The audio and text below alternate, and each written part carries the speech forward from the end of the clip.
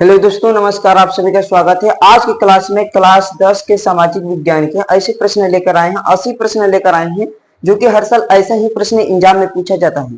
तो दोस्तों, इस क्लास को पूरा देखकर जाइएगा। और ये कहना चाहता हूं कि जो भी छात्र नए हैं चैनल को सब्सक्राइब जरूर करिएगा। मेरे प्यारे दोस्तों, इसमें हमने 80 प्रश्न लेकर आए हैं और सभी 80 प्रश्नों का डिटेल एनालिसिस के साथ में कराएंगे। तो आइए दोस्तों, हम पहले प्रश्न की बात करते हैं। देखिए, मैट्रिक परीक्षा 2027 के लिए अति महत्वपूर्ण प्रश्न है। पहला प्रश्न है कि गैलेबाल्दी पेशे से क्या था, बताइए। नाविक था कि किसान था कि सैनिक था कि दार्शनिक था। तो गैलेबाल्दी पेशे से क्या था, ए नाविक था। क्या था, आंसर ए हो जाएगा। ठीक है दोस्तों, अगले हम प्रश्न की बात कर लेते हैं। देखिए, प्रश्न दिया है दूसरा कि सन 1870 में फ्रांस और प्रसा के बीच बीच युद्ध कहाँ हुआ था। फ्रांस और प्रसा के बीच में युद्ध का कहाँ हुआ था 1870 में, फर्स्ट बताइए। हाँ, तो इसका आंसर हो जाएगा सीदान। क्या हो जाएगा, दूसरा का आंसर क्या हो जाएगा, आंसर डी हो जाएगा, सीदान। ठीक है, अगले हम प्रश्न की बात कर लेते हैं। यहाँ पर तीसरा प्रश्न दिया हुआ है कि यंग यूरोप की स्थापना किसने की। यंग और यूरोप की स्थापना किसने किया था। काबुल ने, कि बिस्मार्क ने, कि मेजनी ने, गैलेबाल्दी ने। तो तीसरा का आंसर क्या हो जाएगा, फर्स्ट बताइए। हाँ, तो यंग यूरोप की स्थापना किसने किया था, तो मेजनी ने। आंसर सी हो जाएगा। ठीक है, अगले हम प्रश्न की बात कर लेते हैं। अगला प्रश्न दिया गया चौथा कि समाजवादी शासन सबसे पहले प्रयोग कहाँ हुआ था, बताइए। रूस में, कि जापान में, कि चीन में, कि क्यूबा में। फर्स्ट बताइए, चौथा का आंसर क्या होगा। तो समाजवादी, देखिए समाजवादी शासन का पहला प्रयोग कहाँ हुआ था, तो रूस में हुआ था। कहाँ पर हुआ था, रूस में। समाजवादी शासन का पहला प्रयोग रूस में हुआ था। आंसर क्या हो जाएगा, आंसर ए हो जाएगा। ठीक है, अगले हम प्रश्न की बात कर लेते हैं।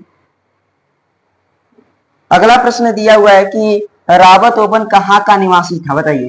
फ्रांस का, कि जर्मनी का, कि ब्रिटेन का, कि ऑस्ट्रेलिया का। पश्चिमा का आंसर क्या होगा।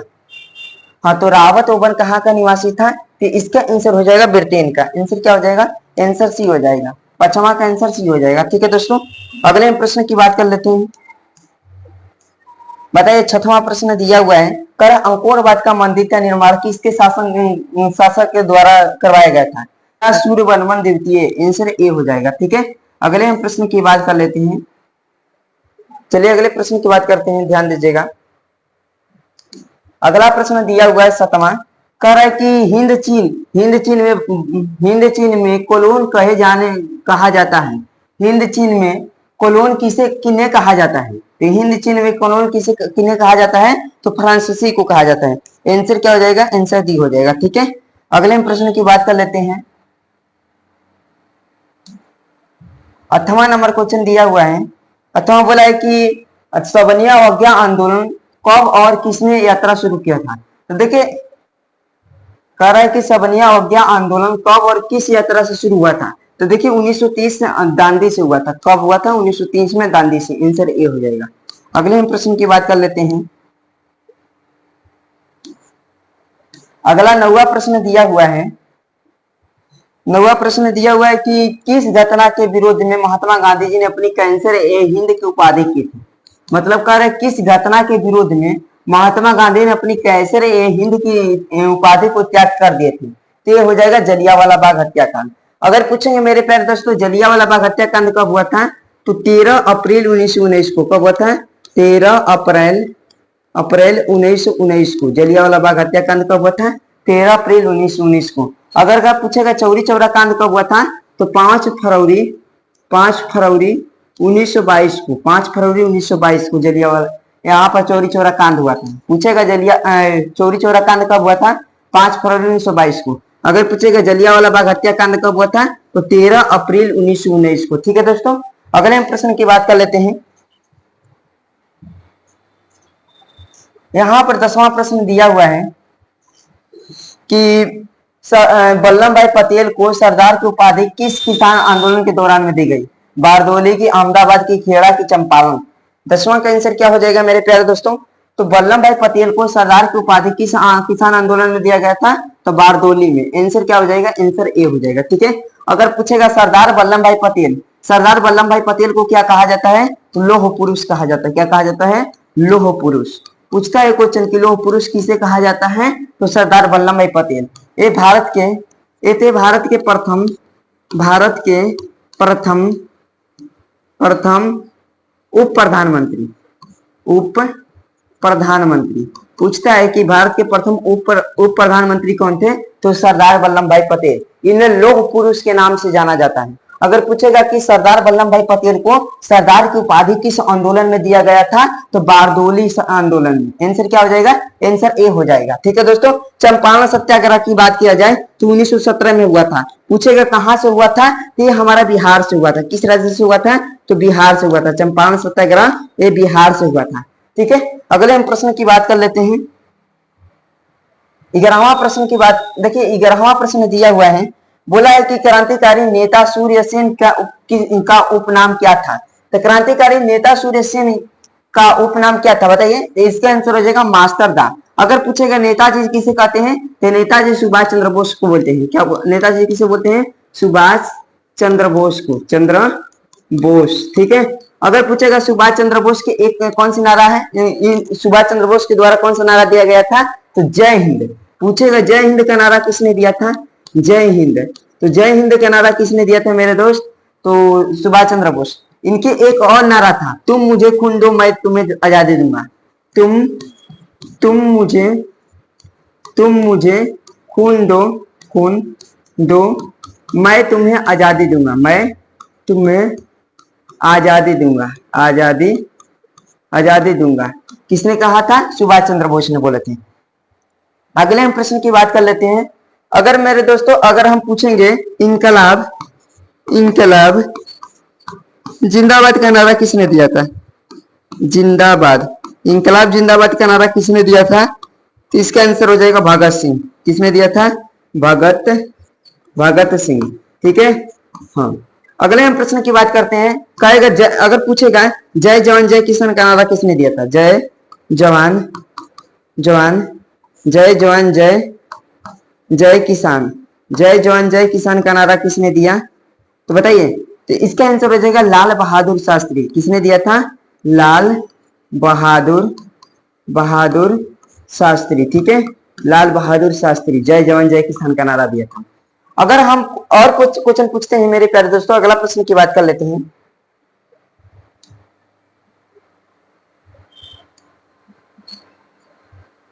यहाँ पर प्रश्न दिया हुआ है, थोड़ा सा इसको ध्यान दीजिएगा। कह रहा है कि जलियांवाला बाग में सभा का आयोजन किस कानून के विरोध में हुआ था बताइए। वर्नाकुलर प्रेस एक्ट की, भारत सरकार अधिनियम 1858 की, रेल एक्ट की, यूनिवर्सिटी सभी। तो 12 का आंसर क्या हो जाएगा, फर्स्ट बताइए। हाँ, तो अगर पूछेगा जलियांवाला बाग में सभा का आयोजन किस कानून में के विरोध में हुआ था, तो रेल एक्ट में हुआ था। आंसर क्या हो जाएगा, आंसर सी हो जाएगा। अगले हम प्रश्न की बात कर लेते हैं, थोड़ा सा फास्ट चलेंगे।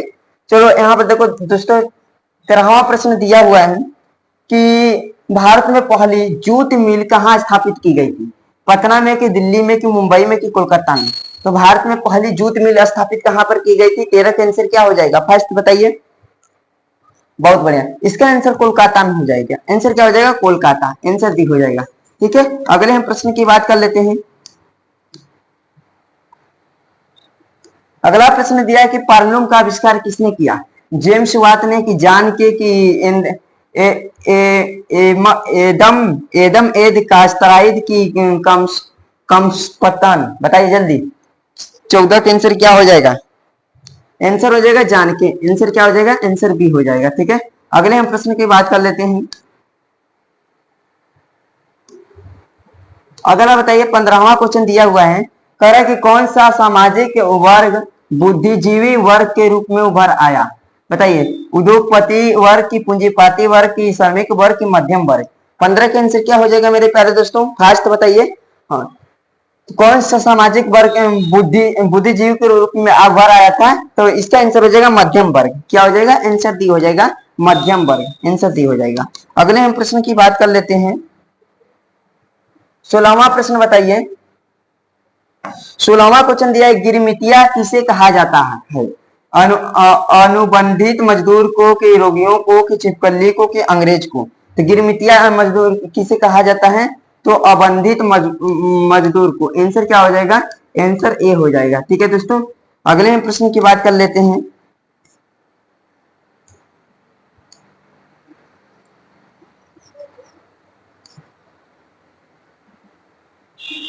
बताइए 17वां क्वेश्चन दिया है कि आर्थिक संकट के कारण यूरोप में कौन सी नई शासन प्रणाली का उदय हुआ। बताइए समाजवादी शासन प्रणाली की, लोकतांत्रिक शासन प्रणाली की, फ्रांसीसी नाजीवाद शासन की, पूंजीवाद शासन प्रणाली। जल्दी बताइए 17 का आंसर क्या हो जाएगा। हाँ तो पूंजीवादी शासन प्रणाली आंसर क्या हो जाएगा, आंसर डी हो जाएगा। ठीक है दोस्तों, अगले हम प्रश्न की बात कर लेते हैं। ये बताइए 18वां क्या दिया है, कह रहा है कि एशिया और यूरोप के बीच में कौन सा प्राचीन स्थल व्यापारिक मार्ग था।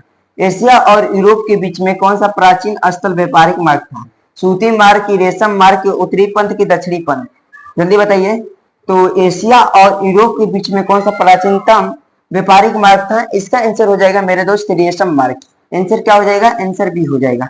ठीक है, अगले हम प्रश्न की बात कर लेते हैं। अगला प्रश्न दिया है 19वां कि महात्मा गांधी ने किस पत्र का संपादन किया था। तो महात्मा गांधी जी ने किस पत्र का संपादन किए थे, यंग इंडिया। आंसर क्या हो जाएगा, आंसर भी हो जाएगा। अगर पूछेगा महात्मा गांधी जी का महात्मा गांधी जी का जन्म कब हुआ था, इनका जन्म पूछेगा मेरे दोस्त तो 2 अक्टूबर 1869 में पूछेगा कि इनका जन्म स्थान पूछेगा, महात्मा गांधी जी का जन्म स्थान पूछेगा तो कहां पर हुआ था, पोरबंदर गुजरात में। कहां पर, पोरबंदर गुजरात, गुजरात राज्य में हुआ था। ठीक है, अगर पूछेगा इनकी माता का क्या नाम था, तो महात्मा गांधी जी की माता का नाम पुतली बाई। क्या था, पुतली पुतली पुतली बाई। ठीक है, अगर पूछेगा कि महात्मा गांधी जी के पिता का क्या नाम था, तो करमचंद गांधी। क्या था, करमचंद गांधी। ठीक है, हाँ अगर पूछेगा महात्मा गांधी दक्षिण अफ्रीका कब गए थे, दक्षिण अफ्रीका कब गए, अफ्रीका कब गए थे, जल्दी बताइए फास्ट। तो इसका आंसर हो जाएगा मेरे दोस्तों 1893 में। दक्षिण अफ्रीका कब गए थे, 1893 में। और अगर पूछेगा भारत कब आए थे दक्षिण अफ्रीका से, तो भारत लौटे थे कितने कब, तो ये हो जाएगा 9 जनवरी 1915 को, 9 जनवरी 1915 को। अगर पूछेगा महात्मा गांधी जी की मृत्यु कब हुआ था, थोड़ा फास्ट बताइए। अगर पूछेगा इनकी मृत्यु, तो इनकी मृत्यु पूछेगा तो 30 जनवरी 1948 को। महात्मा गांधी जी की मृत्यु कब हुआ था, 30 जनवरी 1948 को। अगर पूछेगा राजनीतिक गुरु कौन थे, राजनीतिक गुरु की बात करेगा तो जल्दी बताइए, राजनीतिक गुरु कौन थे, गोपाल कृष्ण गोखले। गोपाल कृष्ण गोखले गोपाल कृष्ण गोखले। थोड़ा सा इसमें मार्कर चिपड़ा जा रहा है, मैं अच्छे से लिख रहा हूँ, गोपाल कृष्ण गोखले। ठीक है, अगले हम प्रश्न की बात कर लेते हैं। अगर मेरे दोस्तों अगर पूछेगा महात्मा गांधी जी के मुख्य हथियार कौन थे, तो एक थे सत्य और अहिंसा। क्या था, सत्य और अहिंसा। सत्य और अहिंसा के बल पर ये चलते थे, इनकी मुख्य हथियार था। अगर पूछेगा इनकी पत्रिका, महात्मा गांधी जी का, देखिए अगर पूछेगा पत्रिका का क्या नाम था, तो महात्मा गांधी जी की पत्रिका का नाम पत्रिका का नाम था यंग इंडिया। क्या नाम था, यंग इंडिया। यंग इंडिया पत्रिका के लेखक कौन है, तो महात्मा गांधी। ठीक है, यंग इंडिया के पत्रिका के लेखक कौन, थोड़ा सा बढ़िया से लिखिए, यंग इंडिया। अगर पूछेगा मेरे दोस्तों महात्मा गांधी जी द्वारा कौन सा उपदेश दिया गया, मतलब इनके कौन कौन से आंदोलन चलाए गए थे, इनकी प्रमुख आंदोलन, इनकी प्रमुख पहले नारा की बात करते हैं। इनकी प्रमुख नारा की बात कहा जाए तो प्रमुख नारा था करो या मरो, करो या मरो। महात्मा गांधी जी की प्रसिद्ध नारा क्या था, करो या मरो। एक और नारा था भारत छोड़ो। क्या था, भारत छोड़ो।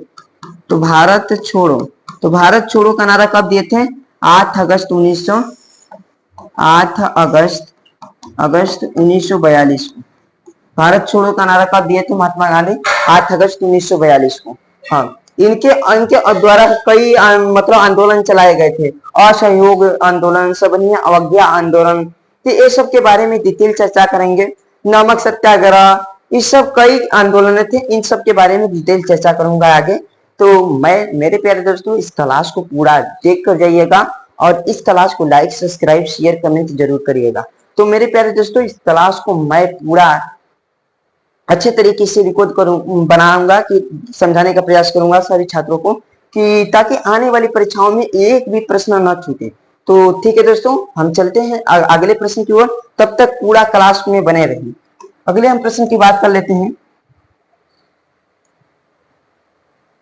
यहाँ पर 20वां प्रश्न दिया है कि भारतीय समाचार पत्रों में मुक्तिदाता के रूप में कौन सा गवर्नर जनरल विख्यात है, बताइए। वॉरेन हेस्टिंग की, बेलेस्ली की, चार्ल्स मेटकाफ की, लिप्टन। बताइए 20वां का आंसर क्या हो जाएगा।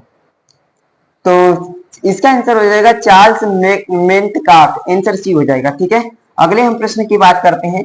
थोड़ा सा इस प्रश्न को देखिए, अच्छे तरीके से देख लीजिएगा। ये बोला है कि भारतीय समाचार पत्रों में मुक्तिदाता के रूप में गवर्नर जनरल का विख्यात है। मुक्तिदाता के रूप में गवर्नर जनरल कौन विख्यात है, तो चार्ल्स मेंटकाफ। आंसर क्या हो जाएगा, आंसर सी हो जाएगा।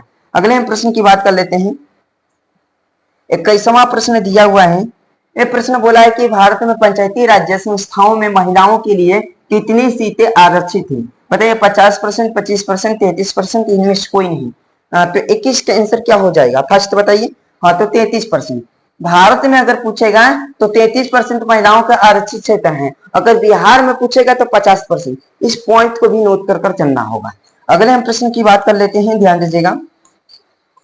22वां प्रश्न दिया है मेरे दोस्तों कि निम्नलिखित में से व्यक्तियों में से कौन लोकतंत्र के रंग विरोधी नहीं थे। बताइए। किंग मार्टिन लूथर की, महात्मा गांधी की, ओलंपिक धावक तोबी थिमिस, जॉन कॉलेज की, जेद्दी गुद्दी। फास्ट बताइए 22 का आंसर क्या हो जाएगा।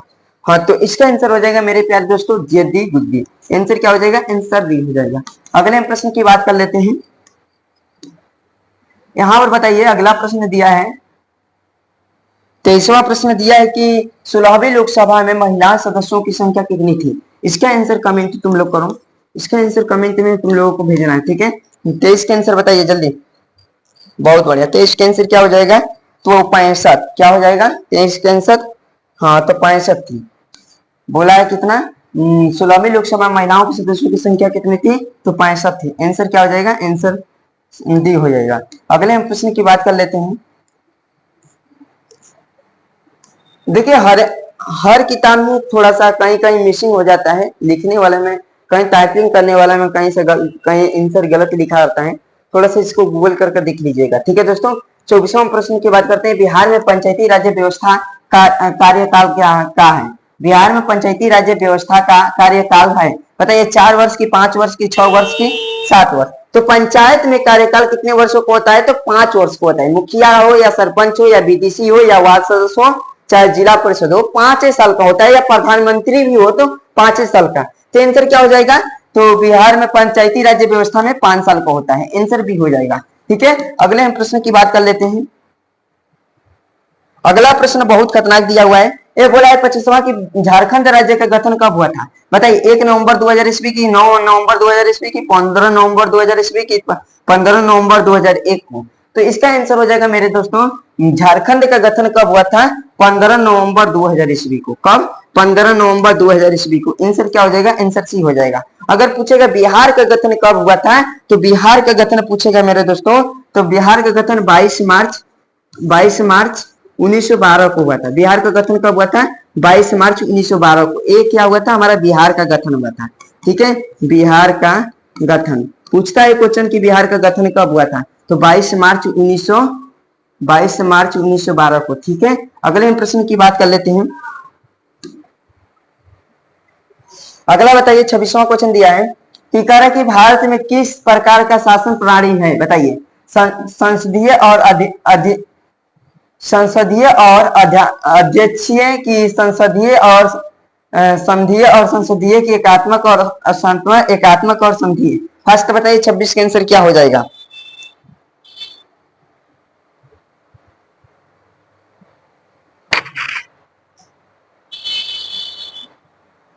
तो आंसर भी हो जाएगा मेरे दोस्त, इसका आंसर भी हो जाएगा। अगले हम प्रश्न की बात कर लेते हैं। बताइए यहाँ पर 27वां प्रश्न दिया हुआ है, बहुत खतरनाक है। 27वां बोला है कि जनता दल यूनाइटेड पार्टी का गठन कब हुआ था? बताइए 1992, 1995, 1999, 2003। जनता दल यूनाइटेड का गठन कब हुआ था? जल्दी बताइए फास्ट। तो 1999 में। कब हुआ था? 1999 में। 27 के आंसर क्या हो जाएगा? आंसर सी हो जाएगा, 1999 में। जनता दल यूनाइटेड का गठन कब हुआ? 1999 में। अगला बताइए, कह रहा है कि 17वीं लोकसभा का चुनाव किस वर्ष हुआ था? बताइए 2010 में कि 2014 में कि 2015 में कि 2019 में? फर्स्ट बताइए 28 नंबर के आंसर क्या हो जाएगा? तो 17वीं लोकसभा का चुनाव पूछेगा तो ये हुआ था 2019 में। आंसर क्या हो जाएगा? आंसर डी हो जाएगा। ठीक है, अगले हम प्रश्न की बात कर लेते हैं। यहाँ पर बताइए 29वां बोला है कि किस देश में बहुदलीय व्यवस्था नहीं है? भारत में, पाकिस्तान में, बांग्लादेश में, ब्रिटेन में। 29 के आंसर क्या हो जाएगा? फर्स्ट बताइए। हाँ, तो आंसर हो जाएगा ब्रिटेन में। आंसर डी हो जाएगा। अगले हम प्रश्न की बात करते हैं, 30वां प्रश्न। यहाँ पर बताइए 30वां प्रश्न दिया है कि सूचना का अधिकार संबंधी कानून कब पारित हुआ था? बताइए। तो सूचना का अधिकार संबंधी कानून कब पारित हुआ था? 2005 में हुआ था। अगर पूछेगा कहां से हुआ था, तो राजस्थान से हुआ था। कहां से हुआ था? राजस्थान से। अगर पूछेगा भारत में सूचना का अधिकार कहां से लागू किया गया था, तो राजस्थान से हुआ था। ठीक है दोस्तों, अगले हम प्रश्न की बात करते हैं।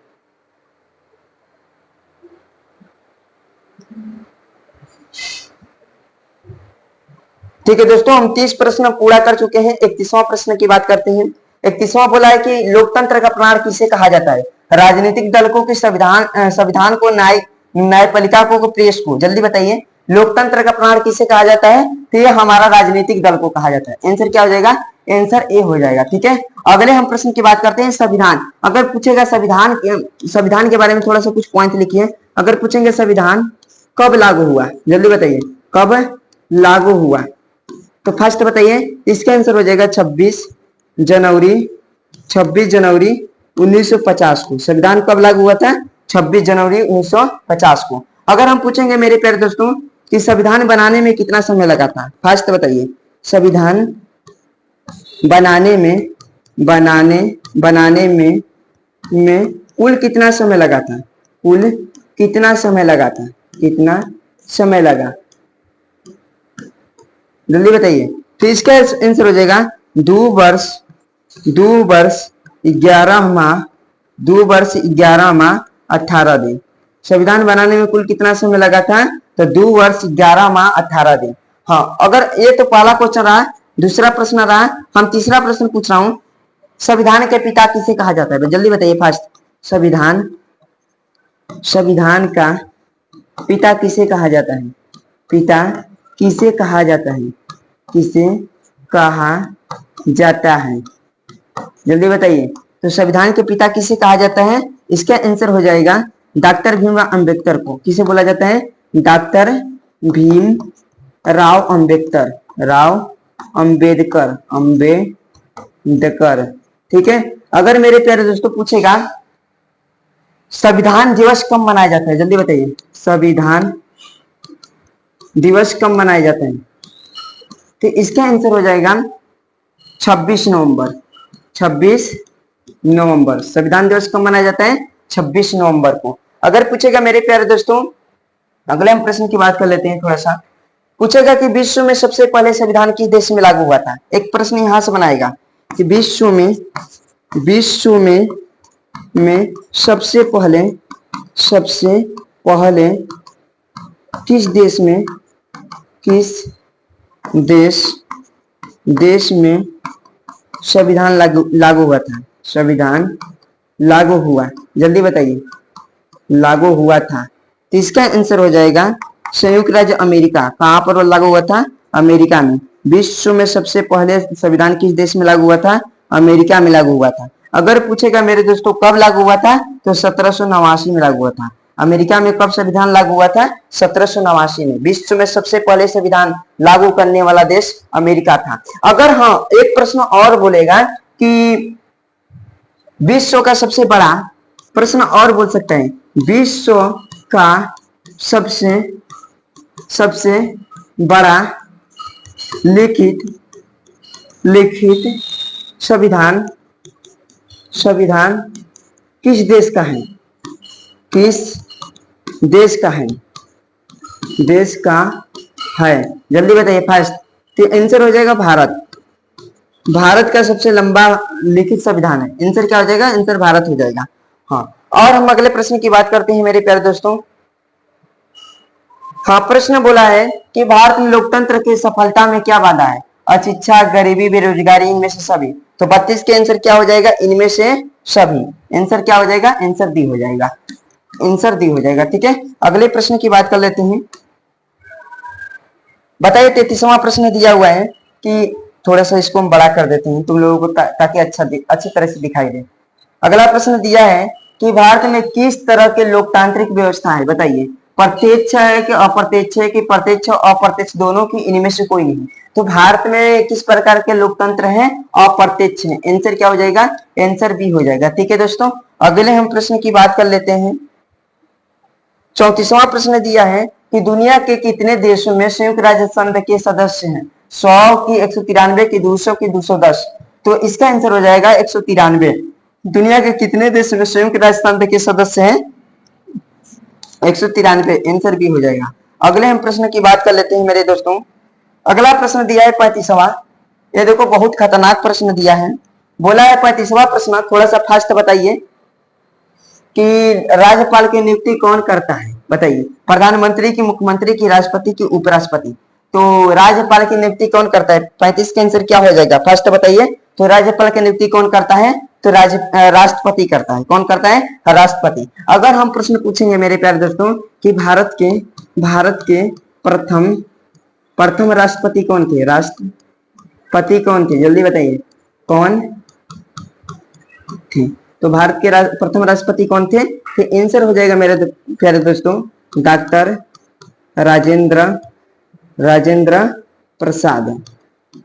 ठीक है, अगले हम प्रश्न की बात करते हैं। ये पहला प्रश्न है। अगर मेरे दोस्तों हम दूसरे प्रश्न बोलेंगे, भारत के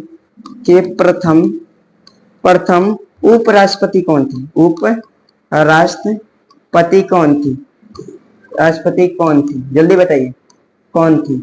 इसका आंसर हो जाएगा मेरे प्यारे दोस्तों डॉक्टर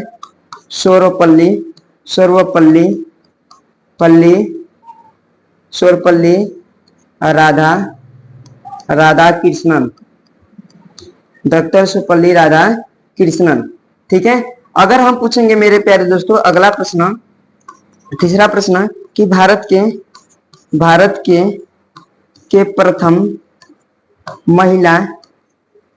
प्रथम महिला राष्ट्रपति कौन थी? राष्ट्रपति कौन थे? जल्दी फास्ट बताइए। तो इसका आंसर हो जाएगा प्रतिभा देवी। एक मिनट, प्रतिभा देवी सिंह पाटिल। कौन थे? सिंह पाटिल। ठीक है, यहाँ पर प्रश्न दोस्तों पूछता है कि भारत के प्रथम महिला राष्ट्रपति कौन थे? तो श्रीमती प्रतिभा देवी सिंह पाटिल। ठीक है, हाँ, और प्रश्न पूछता है, थोड़ा सा मैं और प्रधानमंत्री से कुछ रिलेटेड पॉइंट को लिख लेता हूं। ठीक है दोस्तों, अगले पॉइंट की बात करेंगे। देखो यहाँ पर थोड़ा सा अगले, अगर पूछेगा भारत के प्रथम प्रधानमंत्री कौन थे? जल्दी फास्ट बताइए, प्रधानमंत्री कौन थे? तो इसका आंसर हो जाएगा मेरे प्यारे दोस्तों पंडित जवाहरलाल नेहरू। भारत के प्रथम प्रधानमंत्री कौन थे? पंडित जवाहरलाल नेहरू। अगर दूसरा पूछेगा भारत के प्रथम महिला प्रधानमंत्री कौन थी? महिला प्रधानमंत्री कौन थी? प्रधानमंत्री कौन थी? तो इसका आंसर हो जाएगा इंदिरा गांधी। कौन थे? इंदिरा गांधी। भारत के प्रथम महिला प्रधानमंत्री कौन थे? इंदिरा गांधी। ठीक है, अगले हम प्रश्न की बात कर लेते हैं। हाँ, और प्रश्न तुम लोगों से पूछेगा कि भारत के वर्तमान में प्रधानमंत्री कौन है? फर्स्ट बताइए, इसका आंसर तुम लोग कमेंट करना। भारत के वर्तमान में में प्रधानमंत्री कौन है? प्रधानमंत्री मंत्री कौन है? कौन है? इसका आंसर कमेंट, इसका आंसर कमेंट में तुम लोगों को भेजना है। ठीक है, हम उसको छोड़ देते हैं। ठीक है दोस्तों, अगले प्रश्न की बात करते हैं।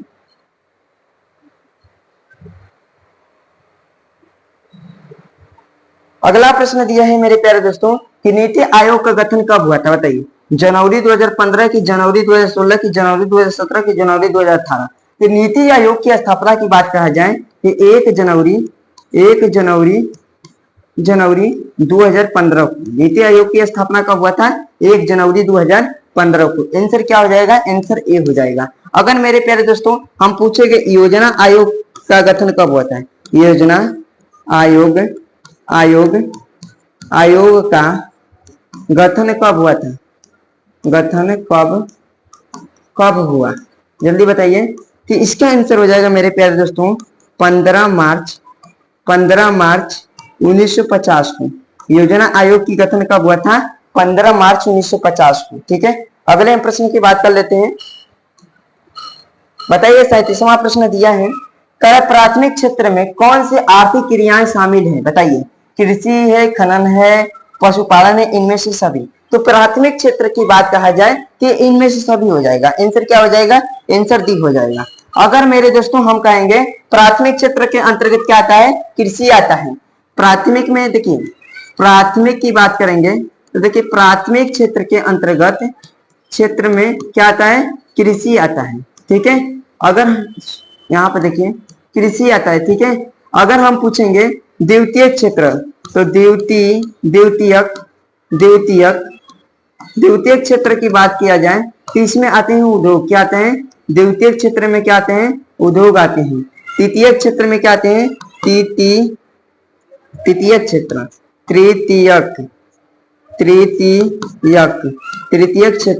तृतीय क्षेत्र के अंतर्गत क्या आते हैं? तो आंसर आ जाएगा, इसमें आता है सेवा। तृतीय क्षेत्र के अंतर्गत क्या आता है? सेवा आता है।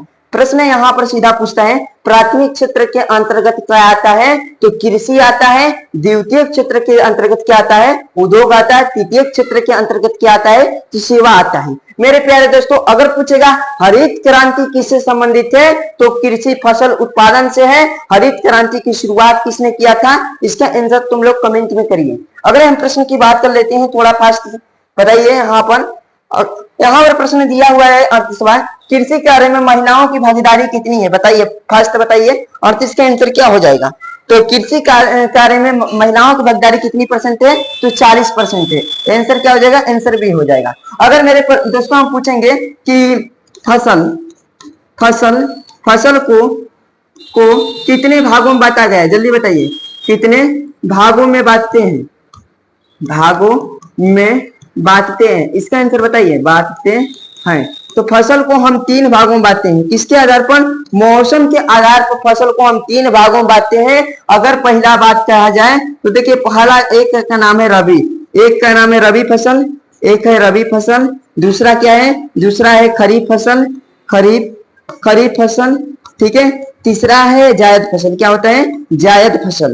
ये होता है जायद फसल। देखो यहाँ पर रबी फसल के अंतर्गत आता है, जैसे हो गया चना, हो गया मटर, हो गया सरसों, हो गया चना, मटर, सरसों। और इसमें तुम लोगों का जो मतलब गेहूं के साथ में जो बोया जाता है, जैसे इसमें गेहूं आ जाएगा। रबी फसल के अंतर्गत क्या क्या कहा जाएगा? गेहूं, चना, सॉरी यहाँ पर जगह में नहीं है, इसमें देखिए इसमें चना हो गया, यहाँ पर मैं लिख देता हूँ। रबी फसल में क्या आ जाएगा? जैसे गेहूं हो जाएगा, चना हो जाएगा, मटर हो जाएगा, सरसों हो जाएगा।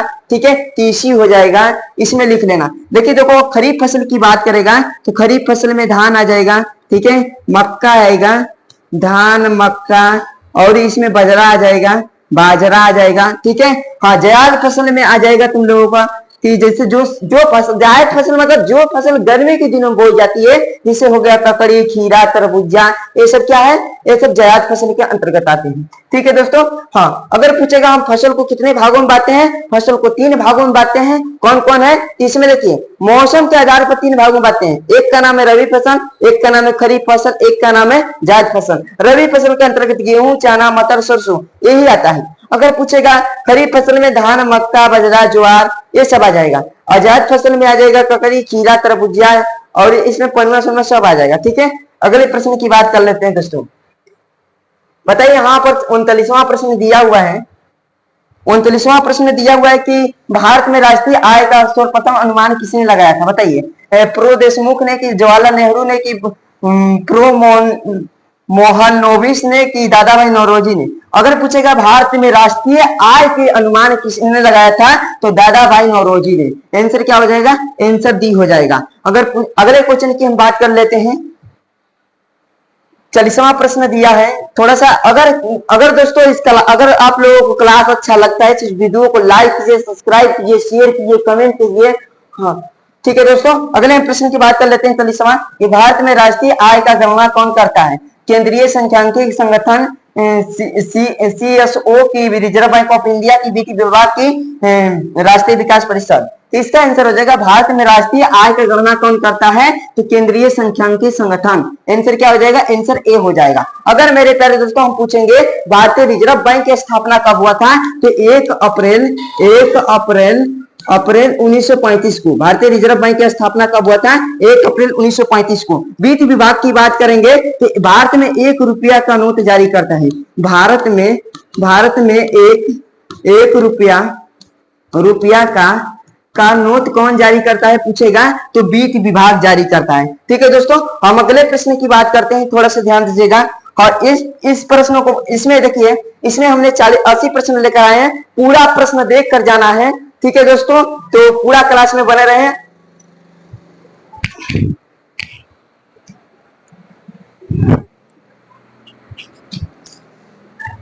देखिए, यहाँ पर अगला प्रश्न दिया है 41वां, कि निम्न में से कौन साफ मुद्रा का उदाहरण है? बताइए, करेंसी नोट की, बैंक गिरफ्त की, सिक्के की, इनमें से कोई नहीं। बताइए 41 का आंसर क्या हो जाएगा मेरे प्यारे दोस्तों? फास्ट बताइए। हाँ, तो निम्न में से कौन सा साख मुद्रा का उदाहरण नहीं है? आंसर हो जाएगा मेरे दोस्त, उदाहरण है। कारण निम्नलिखित में से कौन साख मुद्रा का उदाहरण है? साख मुद्रा का उदाहरण पूछेगा तो बैंक गिरफ्त। आंसर क्या हो जाएगा? आंसर बी हो जाएगा। ठीक है, अगले प्रश्न की बात कर लेते हैं। बताइए 42वां प्रश्न क्या दिया है?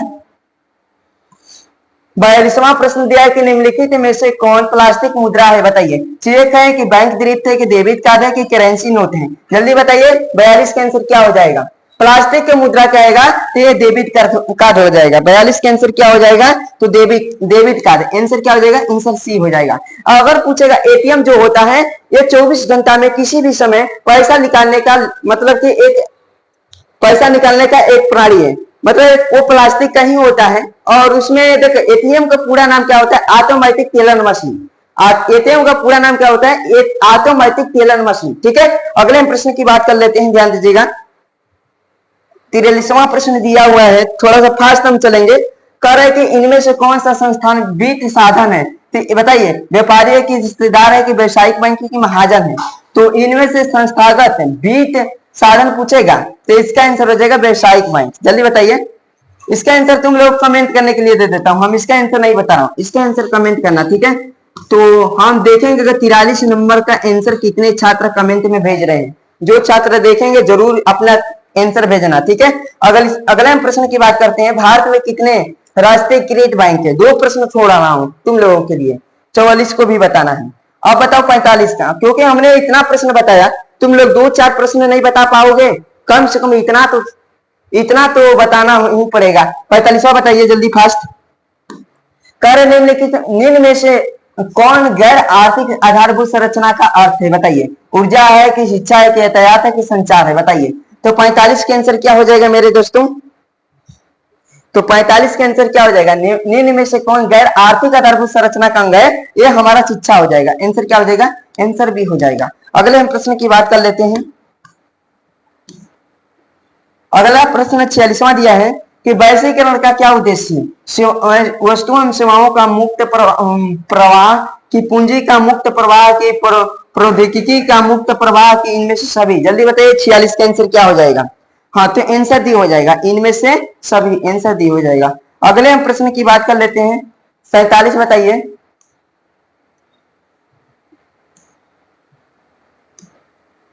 थोड़ा सा यहाँ पर छोटा करना पड़ा क्योंकि बहुत बड़ा है।